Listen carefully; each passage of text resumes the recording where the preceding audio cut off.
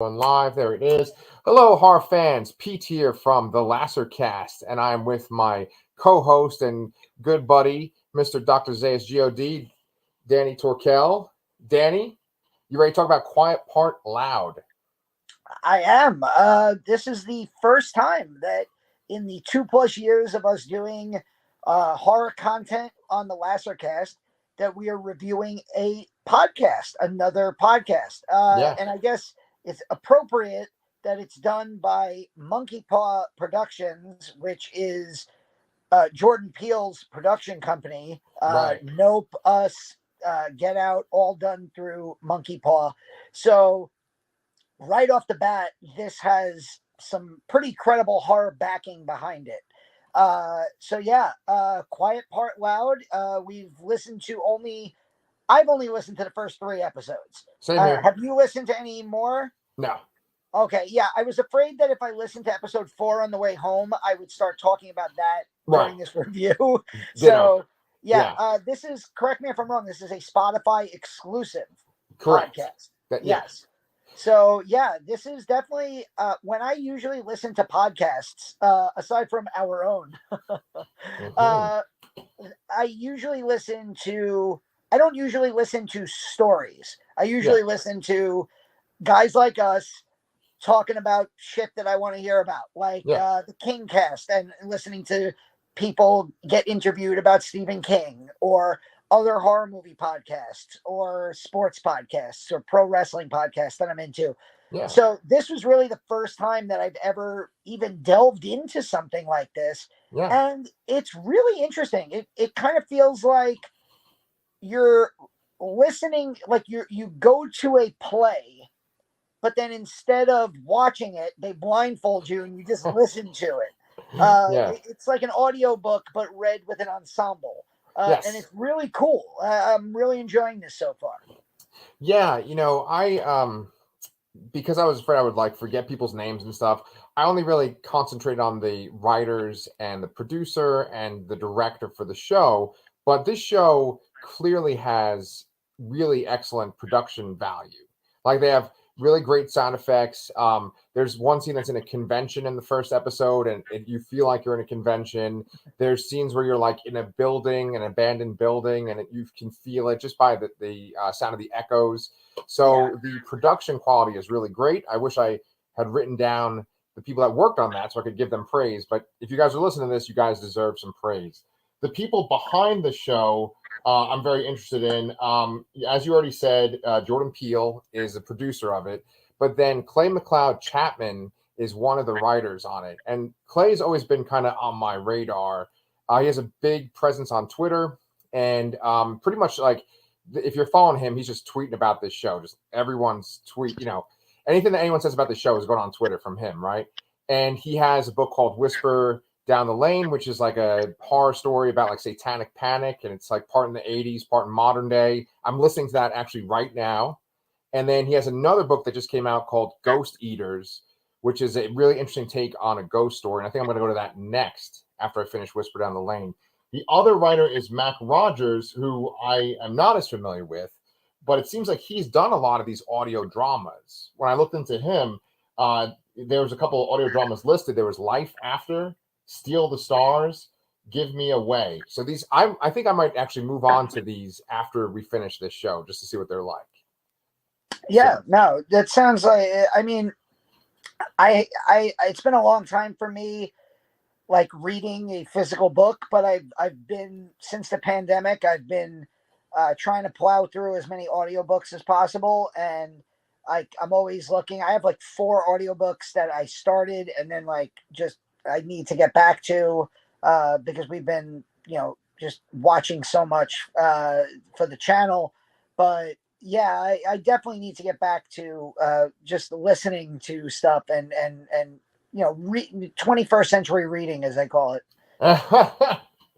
Yeah, well, until then, though, you can listen to this. What's cool about it is it's in little bite-sized chunks. Every episode is less than a half hour, especially if you include the recap and the credits and the commercials, right?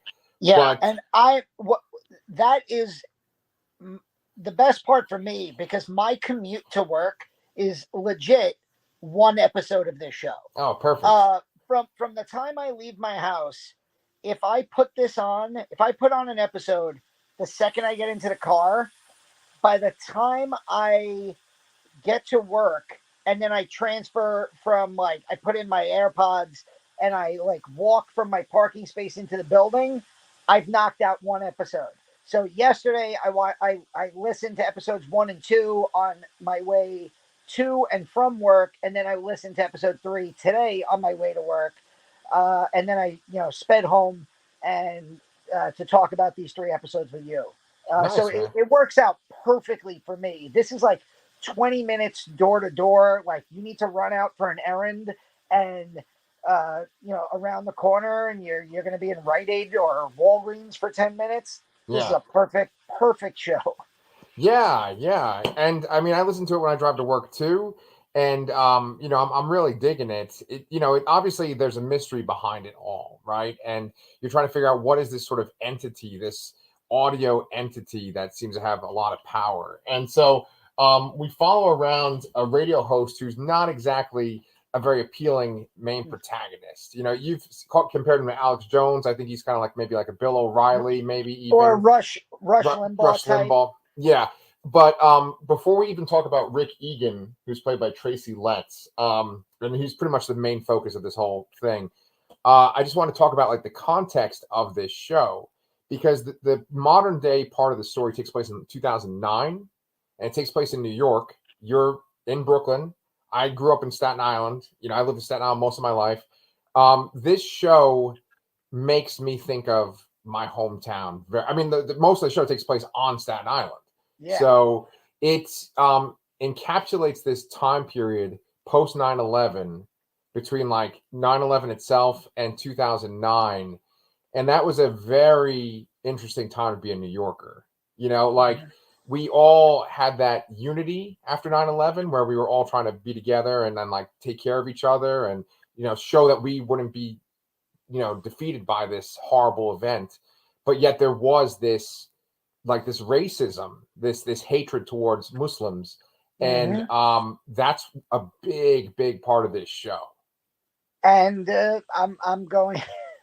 I don't want to talk shit about Staten Island. No, go ahead. I mean, I do all the time. I mean, if you're a New Yorker,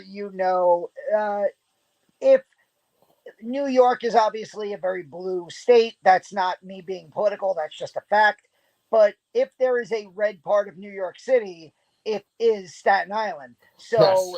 The fact that like this Rush Limbaugh type is calling out like a sleeper cell of Muslim youths on Staten Island, and really the main focus of this are these 3 Muslim teenagers, the Staten Island 3. The Staten Island 3. They go missing after 9/11, and this character Rick Egan, this Rush Limbaugh type, he just with no, just because 9/11 had just happened, he takes the opportunity to fabricate a story that these 3 Muslim teenagers who have gone missing must be a sleeper cell of terrorism.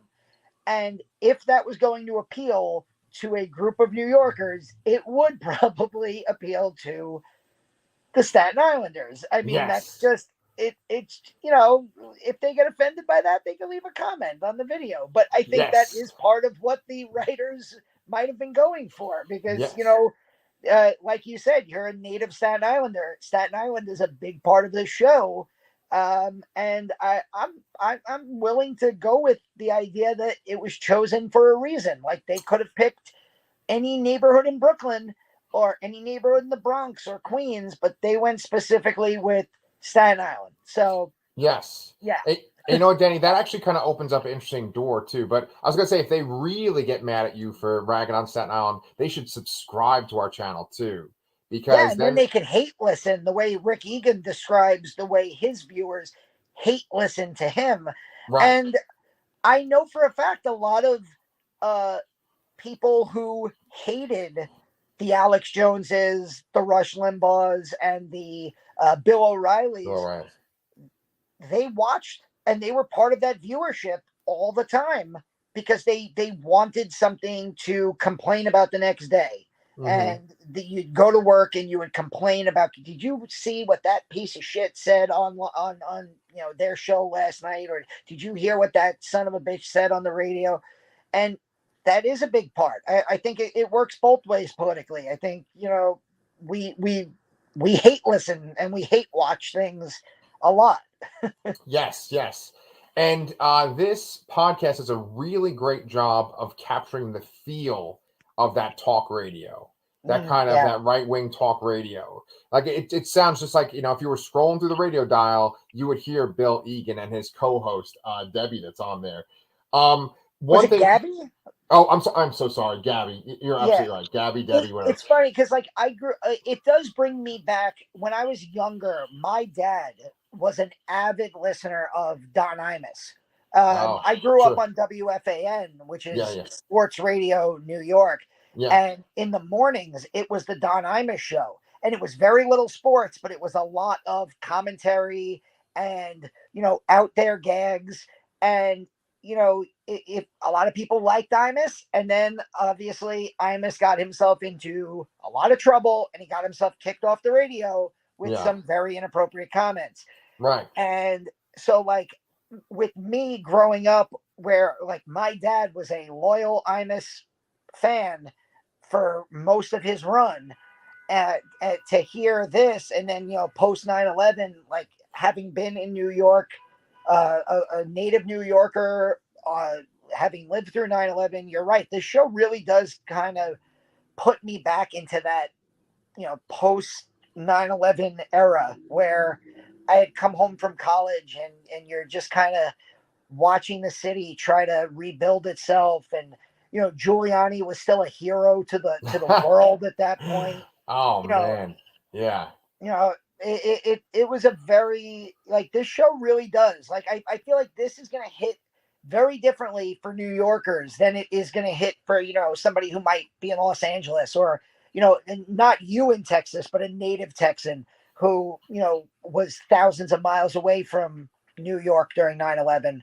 I feel like this show really does do a good job of capturing that feel. Absolutely. And as someone that grew up on Staten Island, you were saying before, they could have picked a different borough. They could have done a different part of Brooklyn. What's interesting about Staten Island is that they reference Willowbrook, right? Willowbrook Hospital. And that's a very notorious hospital in Staten Island. Willowbrook, if people don't know, to give context to people that aren't from New York or Staten Island, Willowbrook is essentially a asylum. It was for mentally ill people. And what happened with Willowbrook was they started out very ambitious. They had enough staff for the hundreds of people that they had living there. But over time, there were budget cuts and they had less and less staff. And eventually you just had one person for every 100 inmates, right? And that sounds like a good, that sounds like the plot of a horror movie. So right. I'm sure Michael Myers would walk right out of there. Yeah. And so Willowbrook eventually had a fire. It shut down. And so Rick Egan is the building still standing? It is. Where is it in Staten Island? Kind of in the center of Staten Island, kind of by the College of Staten Island. Yeah. So, he goes to Willowbrook in the second episode. And when he's there, there's a sign that says Cropsey was here or Cropsey lives here or something like that. And Cropsey is an urban legend in Staten Island of a serial killer kidnapper who would prey on children. And there's even a Cropsey documentary that came out. I think it's actually on Shudder. It's all over streaming. I think it's streaming for free on multiple platforms. Yeah. So, I mean, obviously it seems very realistic to me. And I tweeted about this and Clay McLeod Chapman responded. He was like, "Oh, I hope we got the locations right or whatever, because obviously they're writing about this place." And I said, well, make sure you get the accents right for the Staten Islanders. But I got to say that it's reminded me of home. They keep talking about Midland Beach. The people that they talk to from Staten Island are Muslim people. And so they don't have that sort of that Italian kind of thick accent that a lot of us do. I don't really have mine anymore, but that's the primary focus. So let's kind of bring it up to speed. So Rick Egan, he starts making these claims about these Muslim boys and saying they're in a sleeper cell. And what happens is he gets a recording that mentions Staten Island. And it also talks about an attack on, I believe, October 18th. and then he like makes this big broadcast, and they just basically shut down the subways, and nothing happens. And he basically says, well, nothing happens because I made this announcement. He But also receives a package with white powder in it that he claims is anthrax. right, And that plus this ominous terrorist recording leads him to, like, broadcast out all these warnings to New Yorkers. Like he says, I hope everybody on October 18th chooses to stay home from work that day. You right, know, right. so So he, is kind of using his power because he has this big loyal audience, and we see the fallout from his power because the Staten Island Three are still missing by 2009, and he begins to investigate them. We'll explain why he starts to investigate them, but he goes to the house of one of the three. There's oh shit. Okay, well Danny just popped out, but I'll keep summarizing it until he pops back on. Um, so he goes to the house of one of the three Staten Island Three kids, and he pretends to be a pest control guy, saying that he's from Vernon. There we go. I'm just talking about when he goes to the kid's house. yeah, sorry about that. I leaned over to move my camera and I literally hit the X button to end the video. Oh yeah. Let's not do All that. right, I'm back. So anyway, I was just explaining how he goes to the house of one of the Staten Island Three, and he's talking to the mother because he got in basically saying that he's part of the he's an exterminator, and he's looking around. Threatens to evict her, even though he's such an asshole. Right. And so the kid's sister comes in. Her name is Noor, and she basically shuts him down. And she starts saying that like she had to have an escort take her to the subway every day for like months after he made his broadcasts.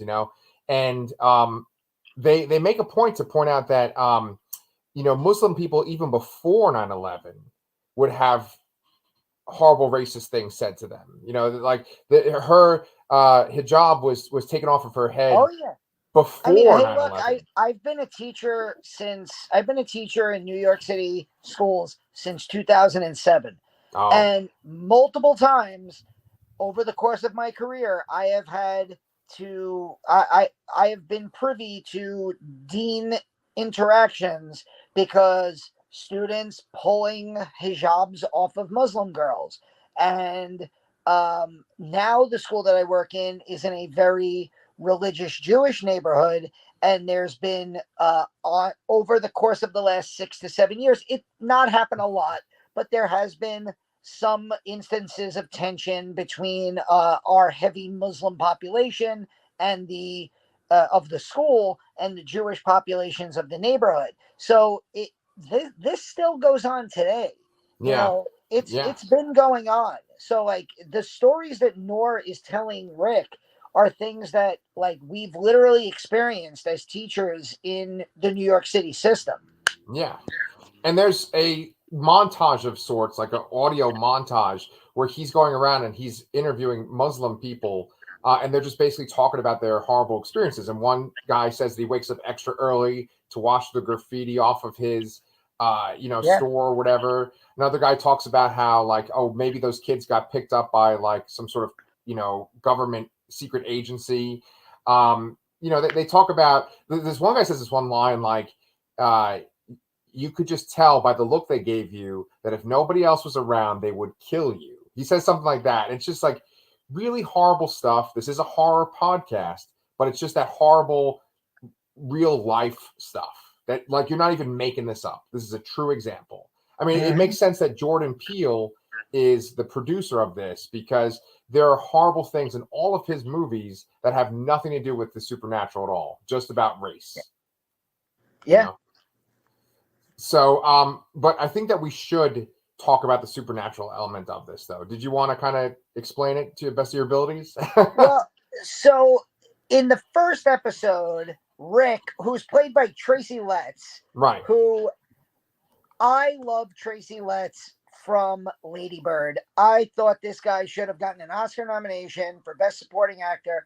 I feel like as a dad, I always gravitate towards good dads in movies. I Okay. love when they present really positive father figures in movies. It makes me feel happy. because obviously, for good reason, moms get all the credit. And I believe that was the year Allison Janney won the Oscar for I, Tonya. Speaking of good mothers, LOL. But the mom from, oh God, well, I can't, Roseanne's sister. Roseanne's sister. Roseanne. Yeah, she's in Scream 2, right? That actress. Yes. Laurie Metcalf. Yes. Laurie Metcalf, yeah. Laurie Metcalf was nominated, and I thought she should have won Best Actress for playing, or Supporting Actress, rather, for playing Lady Bird's mother in that movie. Tracy Letts played the father, and he was my favorite character in that movie. He was such a good dad in that movie. So to hear him play Rick Egan is such a jarring twist from that. Yeah. So yeah, I'm sorry. I just wanted to give a shout out to Tracy Letts, and I loved him in Lady Bird. He's also in Little Women too. Oh, okay. So he obviously has a good relationship with Greta Gerwig. Yeah. Maybe he's going to be in Barbie. Who knows? Maybe. And he's also a playwright and a screenwriter. So he's a super talented guy. Yeah. But he is Rick Egan, and he goes to this convention. He's at a bar, and he meets this woman who tells him he has a face. What?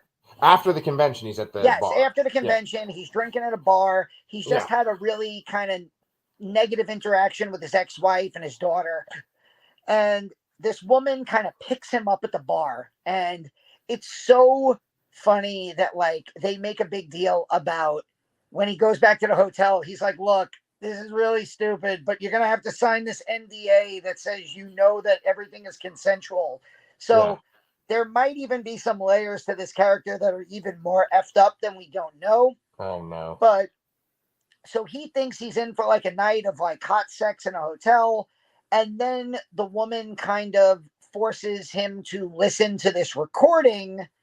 And it's like this sound that just kind of creeps inside of him and like messes with his mind a little bit. And like the podcast makes it seem like he passes out from it and wakes up the next morning. Right. And she's also like, oh, we should leave your camera on or leave your recording on. Yeah. And he's like, oh, you're so kinky. But really, it's so that he has a recording of this. What is it called? The wolf cry? The hunting cry? The hunting cry, I believe. That's the name of the third episode. Yeah. The name of the third episode, the hunting cry. Hunting cry, yeah. And as he starts to research into the Staten Island 3 and what happened, especially to this one kid, and he ends up going to that Willowbrook, the hospital in Staten Island. He keeps hearing this sound over and over again, and it keeps like messing with him, and he tries to play it for other people, and it messes with them too. Like in episode 3, he plays it for like a former like radio partner of his. Right, like a tech guy, and, like, I was envisioning that in like a movie. Okay. And to me, like, if this was a movie, this character would have just gone like glass-eyed, stone-faced, like completely like entranced and like hypnotized by this noise. Yeah, right. And we find out that like these hunting cries are these sounds that like they attach themselves to the listener. Yeah. For life. Right. And I even said to you before we started recording, I was like, it's fucked up, but I like as effed up as it is, I also not really sure I understand it quite yet. And it's something that I really can't wait to get deeper into as I listen to more episodes. Right. It's funny because, you know, we talk about horror so much, and it's like if you're just doing audio horror, that's the only sense that you're working with is sound. So I'm going to bring up oh God, what's the name of this movie? There was this really great movie, horror movie about a Canadian radio show. And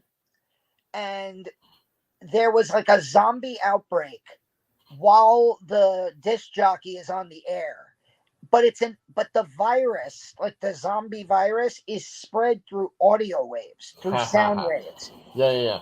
And this particular scene that I was talking about, where he plays the recording for his buddy, it reminded me of that. And Sure. oh god, it's bothering me that I don't remember the name of this. Stephen McHattie was in it. Yeah, anybody who has seen the movie will know from my description what I'm talking about. But Sure. that's what it reminded me of. I'm sure I'll remember as soon as we stop recording. Nice. You could say it in the comments. That one episode of Twin Peaks that is on the 101 scariest horror movies that we talked about on our show. Oh yeah. That episode has a sequence where a character starts saying crazy shit into a radio, and it affects every single person that's listening to it too. So the idea of like sound affecting people, hypnotizing people, controlling people, is a really interesting idea. And obviously, it's like your go-to for audio, right? Because you want to freak out the listener. Yeah. As we go through the interactions that Rick has with people, you're right. He does play it for his friend Vernon in the third episode, which that kind of made me laugh for two reasons. One is because he says Vernon Exterminators when he goes to see the mom in the second episode. It's like, oh, he's just saying his friend's name. Then the other one, because it's like, I was thinking of fucking Ernest. Like, because he said, at one point he goes like, hey, Vern. And I was like, is that Ernest? Does he like make a little Ernest reference? But anyway, I did also think that when I heard that scene with his former coworker. And what you see too is that in the interactions he has, even with the people that were close to him and profited from him, he's hurt them and messed them up too. Like, obviously, he's had this effect on the Muslim people, but then this one guy said that, like, his counselor said that Rick was this, like, negative, or he's a black hole or something like that, I think he said. And you get the idea that there is something simultaneously special about Rick, but then also, like, horrible about Rick, because I mean, you see tons and tons of examples of the horrible aspect. In that first episode, when he's at that convention, he says something about like, oh, I really care about my fans. This is all about my fans. And then like the very next scene, he's talking to his daughter on the phone. He's like, oh, these people suck. I hate these people. Yeah. I mean, it really makes you wonder how much of these people, all of them, whether they're Bill O'Reilly or Tucker Carlson or Rush Limbaugh, Alex Jones, how much of it just starts as a character that they're playing. It is before it becomes their life. Yeah. It's really like it's very interesting. By the way, I looked it up. The name of the movie was Pontypool. Pontypool, I've heard of that. Yeah. Yes, that's the name of the movie where Stephen McHattie is a disc jockey in Canada, and there's an audio zombies are spreading through like an audio virus. Sure. So great movie. Oh, yeah, I'll have to check it out. But yeah, you were saying that like he messes with people, right? Like because like he's this character. He's one side is like this character that he's trying to like rally listeners to do things, and then on the other side he's Crusaders, right? Right, and that's the name of his show, right? Is the Crusade, right? Or Crusaders. That's the name of his radio show. But like everyone he's messed up. Like he's messed up his wife. Like his ex-wife talks to him on the phone at one point, and she says that like people come to their house and like harass her based on like interviews that he's done and stuff like that. His personality is so over the top, and it seems to be connected to this sound.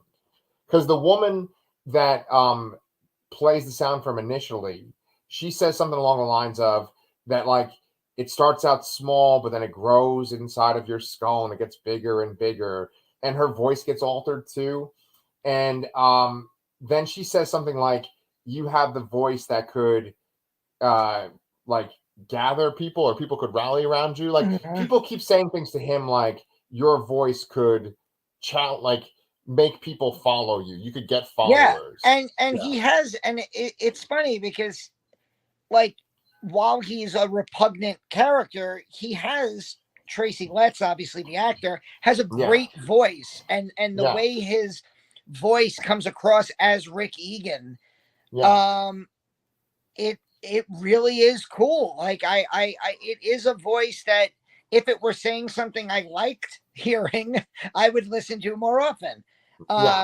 So I totally do get that idea, but also like we've been saying, there's this like air of supernatural to everything. Like, who was this woman? Was she even real? Are we going to find out that what or who she was and how she's connected to the Staten Island Three? I'm just looking forward to listening to more. Like, I can't wait to go to work tomorrow, just because. I mean, let me rephrase that. I don't want to go to work tomorrow, but I'm excited to listen to episode 4 on my way to work tomorrow. Yes, yes. Like kind of like one last thing I wanted to throw in there is that it kind of reminds me a little bit of Bird Box too by Josh Mallerman, and we've interviewed. I swear to God, I was thinking that. And A Quiet Place also, where it's Right. where it's based on one of the senses, Right. and just everything is geared towards one sense. And obviously, in Bird Box, when you're blinded, you have to work by audio. Right. Mallerman, I love Mallerman. I think he's like my favorite horror writer, honestly. And we've had him on the show too. If you guys ever want to check out the interview, great interview. Yeah. But in Bird Box, here's kind of a spoiler for the book and for the movie. But a lot of the people, when they see this thing, whatever this entity is, they just kill themselves, randomly. But there are some people that see it and kind of go crazy. And I feel like we see those kind of people in this show, people that have been affected by the noise. Obviously, there's the woman in the hotel room. Then at one point, he goes and he talks to a ornithologist. I don't know if I can say that the right way. Yes. Bird watcher. That guy's loony too. It's loony. That's kind of funny. And then at the very end of the 3rd episode, where we just left off, there's this guy that claims to know Egan. And at the very end of that episode, he plays a clip of Egan's daughter talking. So it's a great cliffhanger because it's like, whoa, what's going on here? Yeah. So, I mean, we'll see. We're going to cover all 12 episodes. I figured that Danny and I could do like 3 episode 4 blocks. episodes of 3 episodes each. Yeah. Yeah, like an hour each. So, but let us know if you guys are fans of this show. If you guys have recommendations for other podcasts like this, I would love to listen to some more. So give us some recommendations. Did you have anything else you wanted to add, Danny? No, I'm really, this is like I said at the beginning, this is the first time that we're covering something like this, but it's even really more the first time that I'm doing anything like this, where I've never actually listened to an episodic, story-driven podcast before. So it's just really interesting on multiple levels to me, and I'm really enjoying it so far. Nice. Yeah, so if you haven't subscribed to the Lastercast, please do. We just finished talking about Interview with the Vampire on AMC. Danny is reviewing Chucky. He's like a little behind, but he's catching up with that. We covered. Yeah, I just finished episode 7. I think what I decided is I'm just going to kind of, it's 8 episodes for the season. I have reviews up for episodes 1 through 4. So I might just do an episodes 4 through 8, like finish the 2nd season, because each episode has been so much crazier than the last one. Like, characters literally on this past episode are just blowing up, like exploding in like fountains of blood. So wow. I feel like if I tried to break them up into different episodes, I'd get lost. I'd rather just collectively talk. So next week for the finale, I will cover the 2nd half of Chucky season 2. Just an absolutely bonkers season of television. And speaking of Chucky, I have an interview that I am editing right now with Tom Holland, who directed the first Chucky movie, Child's Play. Not to be confused with Spider-Man. Right. And also, Tom Holland also directed this movie, Fright Night, which I can't remember if Herschel Walker is saying, is that Fright Night is bad or is it good? I didn't hear his little rant that he did. Oh, dear Lord in heaven. Oh, my God. I listened to that this morning and I lost several brain cells. Wow. Yeah, well, whatever the case is, Fright Night is awesome. I interviewed Tom Holland, and that interview should be going up next week on our channel, probably Monday. But we have tons of horror content on the Lastercast, so make sure you guys are around here for it. I would love if the lasting remnants of Herschel Walker's attempted political career is that Fright Night gets more popularity. Hell because yeah. It's a great horror movie and it deserves more people to watch it. It's over 35 years old at this point, or it's 37 years old at this point. And if Herschel Walker's going to do anything, let him accidentally get more people to watch Fright Night. Perfect. Yeah. So yeah, that's pretty much it for the Last Cast. Thank you guys so much for watching. And Danny and I will be back for episodes 4 through 6 of Quiet Part Loud next time.